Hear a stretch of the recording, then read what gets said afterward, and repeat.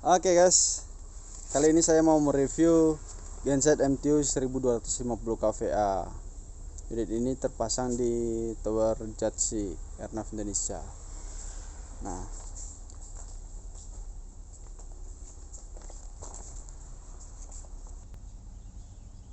genset ini memiliki tipe 18V 2000 G2 6F. 18 di sini artinya silindernya ada 18 buah dengan konfigurasi V seri 2000. Nah, di MTU ada untuk generator itu ada dua seri 2000 dan 4000.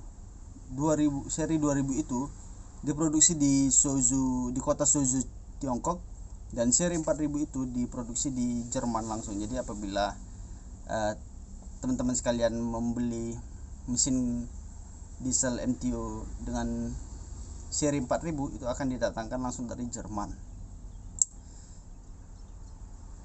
Untuk G-nya itu karena ini digunakan untuk generator diberikan simbol G. Sedangkan apabila mesin ini digunakan untuk kepentingan kapal marine akan menggunakan simbol M. G ini dibikin jadi simbol M apabila digunakan untuk mesin kapal. Nah, untuk angka 2 di sini dia adalah artinya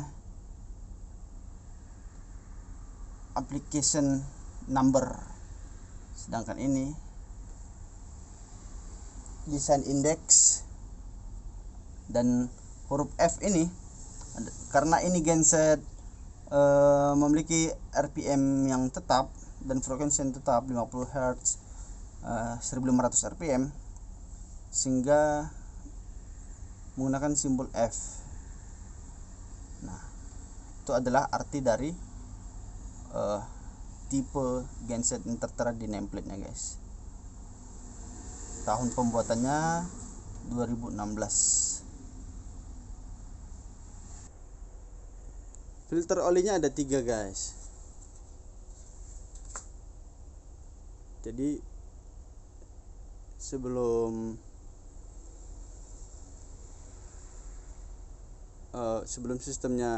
sistem pelumasan itu masuk ke dalam silinder ini akan disaring dulu di ketiga filter ini.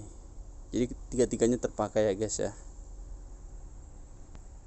Mesin ini menggunakan sistem common rail untuk sistem bahan bakarnya, guys. Common rail itu yang mana? Yang ini, batang pipa yang ini, yang panjang sampai ke ujung.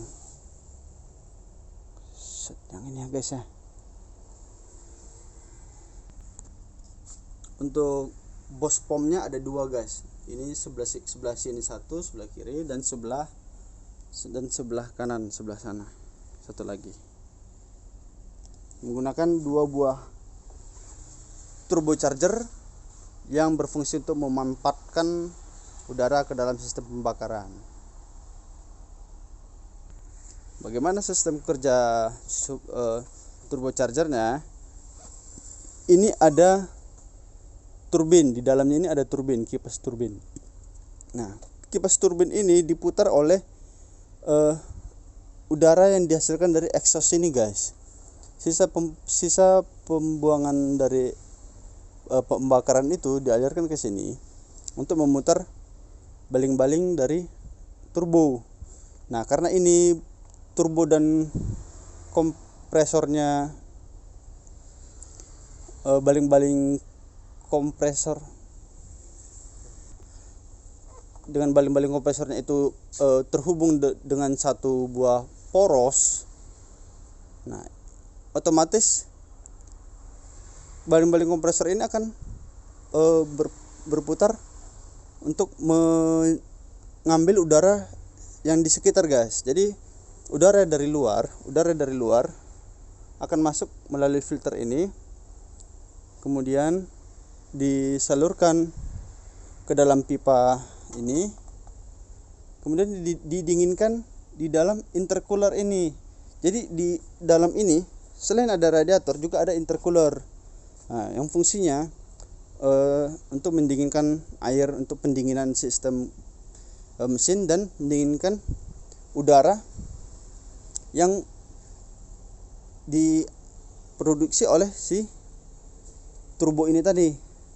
Nah, kemudian setelah didinginkan oleh intercooler, dialirkan melalui pipa ini guys nih. Dialirkan melalui pipa hitam ini untuk dimasukkan ke dalam sistem pembakaran. Nah, ini pipa ini fungsinya untuk mengalirkan udara ke dalam sistem pembakaran. Nah, ke dalam gitu guys. Itu dia tadi cara kerja secara umum dari turbocharger. Kemudian genset ini juga dilengkapi dengan motor starter 24 volt DC. Nah, tegangan 24 voltnya didapat dari baterai. Ini ya guys ya, baterainya ya. Baterai ini spesifikasinya 12 volt DC 200 Ah per baterainya. Jadi karena ini di seri, total Ah-nya ada 400. Sorry, total Ah-nya 200, tapi tegangannya jadi 24 volt. Karena kita menggunakan motor starter 24 volt DC gitu guys. Dimensi genset ini panjangnya 4720 mm, lebarnya 1990 mm, dan tingginya 2200 mm. Tingginya itu diukur sampai batas radiator tertinggi itu guys ya, di atas itu 2200 sampai 2200 mm begitu guys. Nah, genset ini dilengkapi dengan dua buah water separator. Jadi water separator ini fungsinya untuk memisahkan air dan BBM yang mungkin bisa tercampur di dalam sistem bahan bakar dari tangki induk ataupun dari tangki harian. Nah, kemudian dari water separator dialirkan ke filter BBM, filter solar. Nah, di sini mesin ini menggunakan 4 buah filter solar. Nah, di sini genset ini juga dilengkapi dengan pompa BBM guys. Ini. Jadi ini fungsinya apabila suatu saat genset masuk angin, pompa ini bisa dibuka dengan cara diputar ke kiri, kemudian dipompa. Kalau pompanya terasa ringan, itu berarti anginnya masih ada. Terus pompa sampai alat pompanya sampai terasa berat. Nah, kalau sudah terasa berat, itu artinya angin di sistem BBM ini sudah keluar.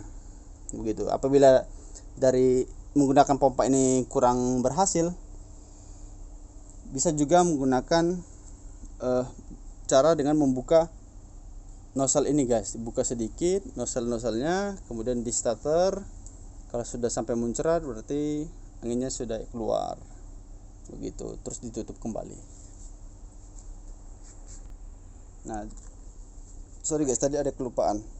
Jadi di sini ada pipa untuk sistem pelumasan dari si turbocharger guys. Jadi turbocharger ini butuh pelumasan karena mengingat putarannya yang tinggi dan tekanannya yang tinggi, sehingga akan menimbulkan suhu yang panas di dalam sistem turbocharger sendiri. Nah, ini tadi sumber exhaust pembuangan ini yang dialirkan ke dalam turbocharger untuk memutar baling-balingnya dia. Genset ini mengkonsumsi bahan bakar sekitar 251 liter per jam. Nah, itu dengan syarat full load ya, powernya terpakai semua 100%. Tapi jika power yang digunakan hanya 50% atau setengahnya dari total kapasitas si genset, hanya menggunakan bahan bakar 133 liter per jam. Jadi setengahnya dari 100% penggunaan daya tadi. Nah, sistem bahan bakarnya tadi setelah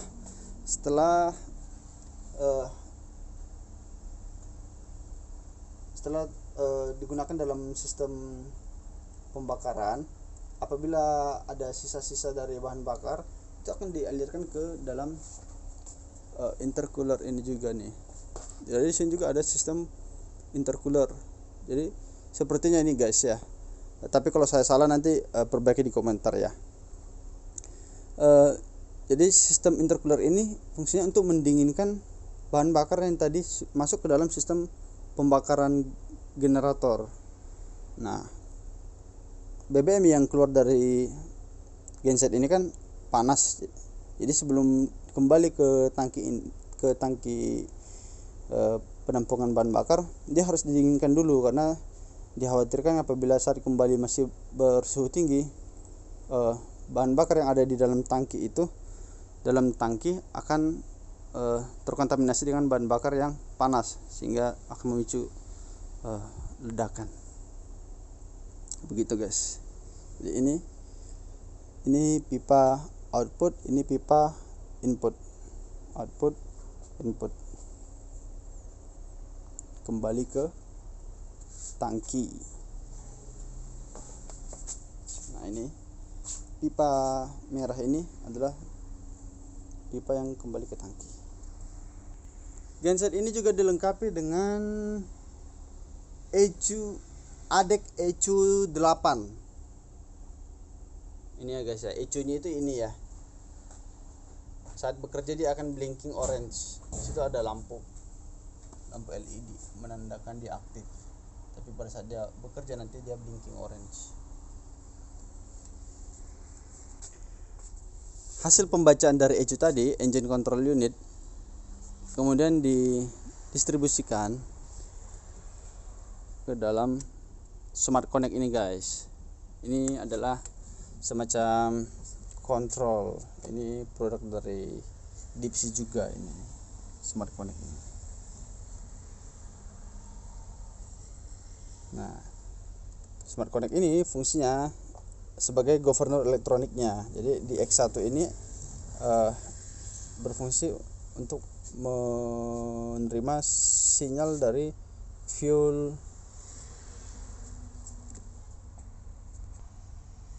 Jadi X1 ini fungsinya untuk menerima sinyal dari fuel relay output. Nah, jadi apabila terjadi kenaikan beban, maka si gubernur akan mengatur suplai bahan bakar dan RPM yang digunakan oleh si genset. Nah, si gubernur akan memberikan perintah ke bos pom ini. Jadi di bos pom ini juga ada solenoid untuk memberikan menyalurkan bahan bakar sesuai dengan kebutuhan beban yang dipikul oleh si genset. Untuk X2, X3 saya kurang tahu fungsinya apa ya. Tapi untuk X4 itu fungsinya sebagai CAN busnya guys. Jadi sinyal-sinyal dari sensor-sensor yang ada di dalam genset ini akan dikirimkan dari port ini ke Deepsea yang ada di IMF. Nanti kita akan lihat Deepsea-nya.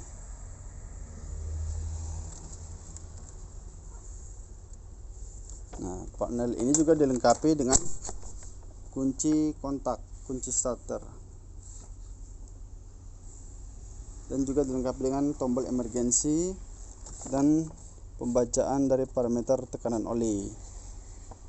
Nah, begitu ya guys ya. Kita lanjut ke panel kontrol.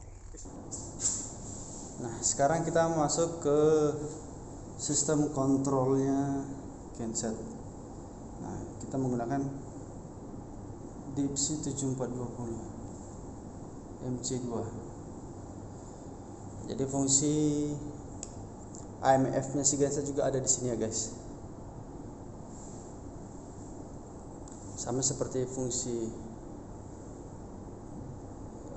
Deep C di tipe yang lain, dia menggunakan start dan stopnya otomatis. Oke, sekian dulu guys. Nanti akan kita lanjut lagi untuk pembahasan peralatan yang lainnya.